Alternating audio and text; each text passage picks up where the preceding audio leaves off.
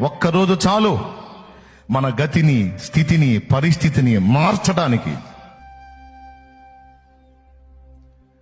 ప్రతి ఉషోదయం, ప్రతి శుభోదయం ఆ ఆశని, ఆ విశ్వాసాన్ని, ఆ నిరీక్షణని నువ్వు కలిగి ఉండమని నిన్ను హెచ్చరిస్తుంది. నిన్న మారలేదా?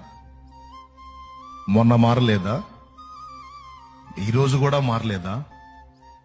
అట్లయితే రేపుంది, ఎల్లుండుంది, ఆ తర్వాతి రోజు ఉంది. సింపుల్గా ఒక మాటలో చెప్పాలంటే, నీ విషయమై దేవుడు ఖచ్చితంగా జోక్యం చేసుకునే ఒక రోజు ఉంది. నీ విషయమై దేవుడు జోక్యం చేసుకొని, పట్టించుకొని, నీ పరిస్థితులను మార్చి, నూతనపరిచి, ఒక నూతనమైన అనుభవాల్లో గుండా నిన్ను తీసుకెళ్లేదానికి దేవుడు నిర్ణయించిన ఒక రోజైతే ఉంది. నమ్మితే విశ్వాసంతో